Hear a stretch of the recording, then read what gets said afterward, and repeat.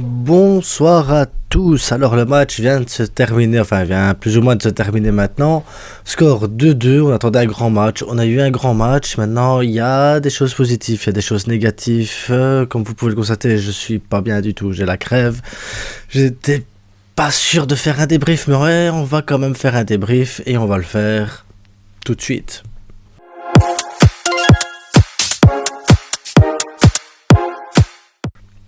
Donc, avant de parler comme ça du débrief, il faut savoir qu'en Belgique, ils ont préféré diffuser la Conference League plutôt que l'Europa League. On est vraiment dans un beau pays, hein.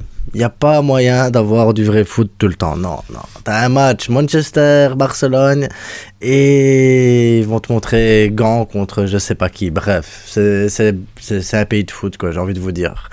Donc, j'ai raté à cause de ça toute la première mi-temps, ce qui fait que la première mi-temps, je pourrais pas vous parler réellement de la première mi-temps à part les gros faits de match que j'ai pu voir et suivre sur Twitter parce que compliqué.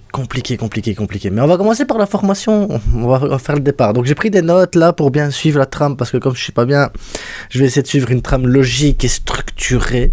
Ça va changer un petit peu d'habitude où je suis tout foufou et que je fais un peu n'importe quoi.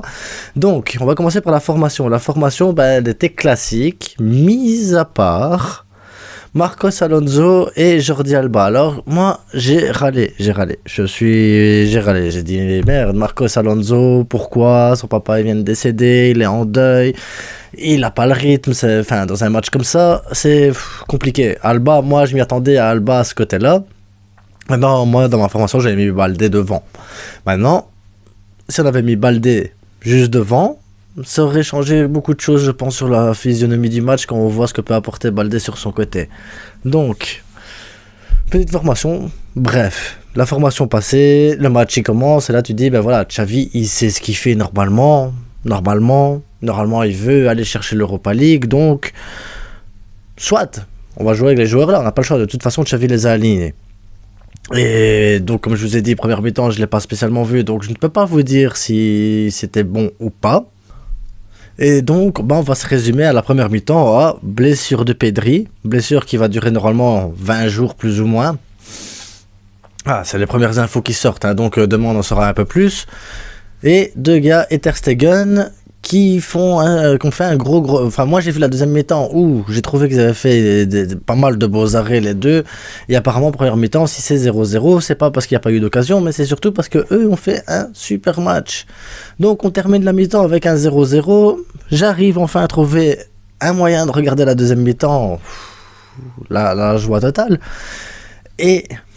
je m'aperçois qu'on a à faire réellement un beau match quand même, les gars. Deuxième mi-temps, donc moi ici j'ai mis, pour résumer la deuxième mi-temps, parce qu'on va faire un résumé, je vais pas la faire longue, les gars. Donc, Lewandowski toujours pas décisif dans les grands rendez-vous. Et c'est un problème, les gars. Lewandowski, on l'a acheté pour les grands rendez-vous, parce que bon, marquer des buts contre Elche ou tous les autres, ça fait plaisir, ça fait du bien. Il est quand même meilleur buteur de la Liga, et c'est grâce à lui aussi. Mais... en Europe, on attend quand même d'un Robert Lewandowski qui bute quand même, qui se met à marquer contre les grosses écuries. Contre le Bayern, on ne l'a pas vu. Ici, contre Manchester, on ne l'a pas vu. Contre l'Inter, on ne l'a pas vu. Donc, à un moment donné, il faut que... enfin... Robert, allez, marque des buts. Ensuite... j'ai vu aussi pas mal de déchets techniques dans les relances, dans les changements d'aile et tout ça. Je me dis, mais il y a la fatigue aussi, ça joue tout le temps. Et puis il y en a d'autres qui n'ont pas le rythme. Sergio Roberto n'a pas le rythme, Marcos Alonso n'a pas le rythme, et Jordi Alba et tout ça. Et tu te dis, bon, allez, il faut faire avec. Après, Pedri pas dans le jeu, donc il faut trouver d'autres lignes de passe, d'autres automatismes. On sait bien que Pedri a une importance capitale quand même dans la formation et dans le style de jeu du Barça. Donc, manque Pedri, c'est... ça va être pénible, les gars, sans Pedri. Ça va être pénible sans Pedri. Ensuite, qu'est-ce que j'ai noté aussi? Donc, on va parler des buts. Marcos Alonso, que j'ai râlé quand je l'ai vu, finalement, marque un but de la tête. Un beau but de la tête, les gars. Et ça fait plaisir, ça fait plaisir. Lui qui était en deuil et tout ça, on l'a vu, les émotions et tout. Donc, j'étais super content. Je me dis 1-0, paf, le Barça, il est lancé. C'était sans compter sur Rashford. Quoi, 2-3 minutes après, et puis 2-3 minutes après, bam, deuxième but pour Manchester. Tu dis, oh, comment ça va le faire?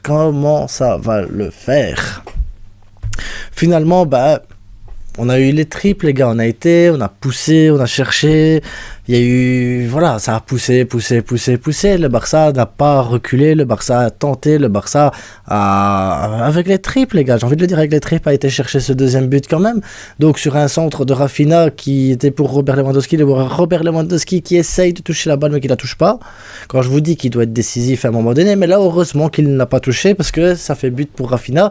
Et j'ai envie de vous dire, c'est bien pour Rafinha parce que c'était bien, il était dans son match et tout, il était bien lancé, il est encore une fois décisif. Je pense que c'est le joueur le plus décisif pour l'année 2023, donc félicitations à lui parce que finalement il est fort décrié, mais au final il reste quelqu'un d'assez décisif.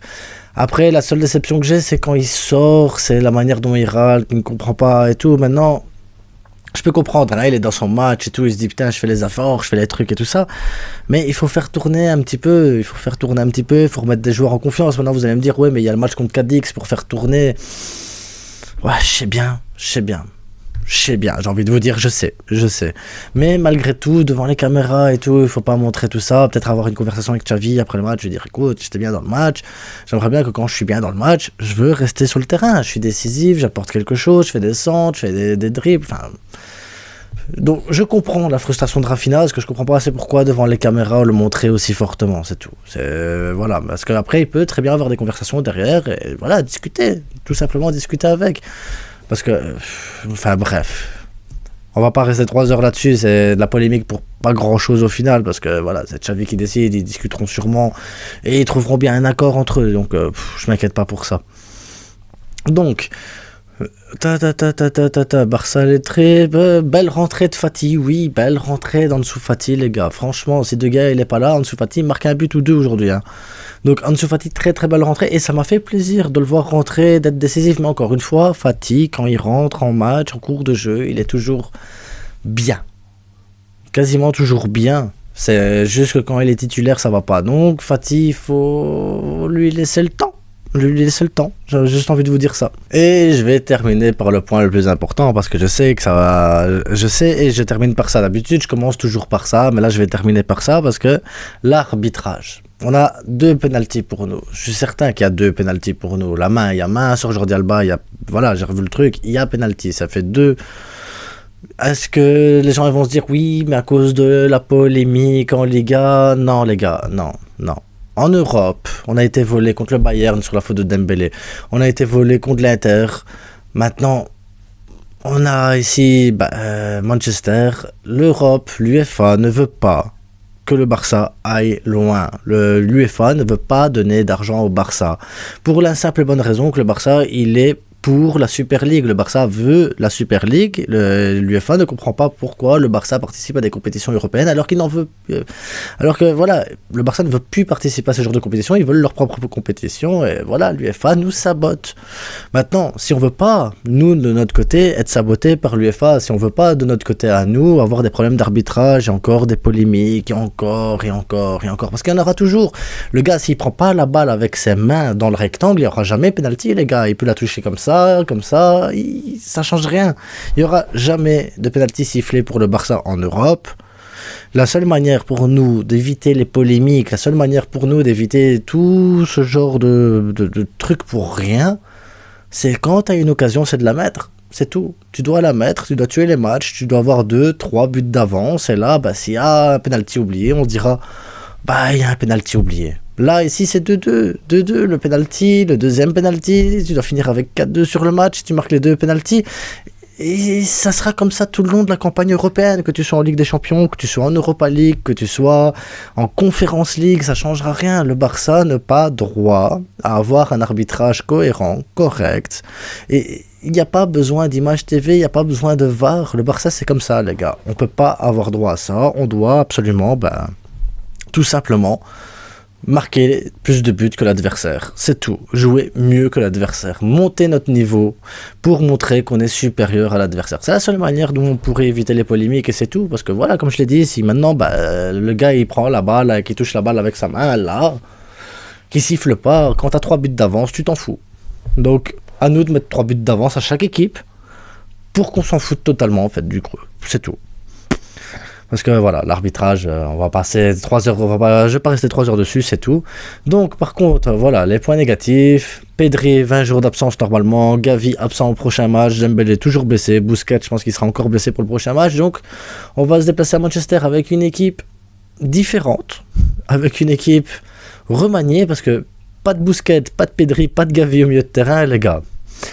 Ça va être chaud, hein, parce qu'on va avoir alors Franck Kessié, Frenkie de Jong. Voilà. Voilà. Donc, les gars, j'espère, voilà, désolé pour le débrief, je suis pas en forme, mais voilà, abonnez-vous, likez, dites-moi ce que vous avez pensé du match, mettez-le moi en commentaire, et je répondrai peut-être aujourd'hui, peut-être demain. En attendant, on se retrouve au pire des cas pour l'avant-match contre Cadix ce week-end, où on va faire tourner. Ouais, on fait tourner les gars. Allez, bonne soirée. Ciao.